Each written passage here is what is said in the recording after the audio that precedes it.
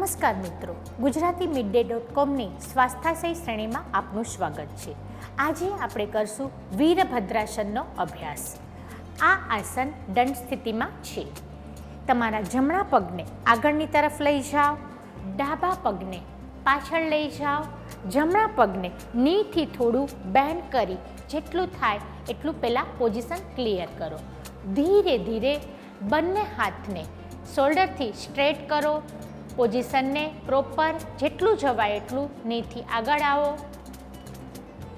તમારી કેપેસિટી અનુસાર રૂકો। હરિઓમ। ધીરેથી બંને હાથ રિલેક્સ કરશું, લેગને ચેન્જ કરશું। બીજી વાર પણ સેમ આસન સેમ પોઝિશનથી કરશું। લેફ્ટ પગ આગળની તરફ જેટલું જ આગળ તરફ આવે એટલું લઈ જાઓ। બંને હાથ શોલ્ડરથી સ્ટ્રેટ। તમારી કેપેસિટી અનુસાર રૂકો, આસનનો અનુભવ લ્યો। હરિઓમ। ધીરેથી બંને પગ રિલેક્સ કરી નાખો। આ આસન બાળકો માટે ખૂબ જ ઉપયોગી આસન છે। તેમને હાઇટ ગેઇન માટે અને શરીરના સ્વાસ્થ્ય માટે બહુ જ જરૂરી છે।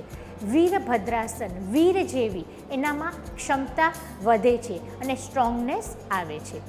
નમસ્તે। સબસ્ક્રાઇબ કરો Gujarati mid day. Bell icon પર ક્લિક કરીને મેળવો તમામ વિડીયોના ડાયરેક્ટ નોટિફિકેશન।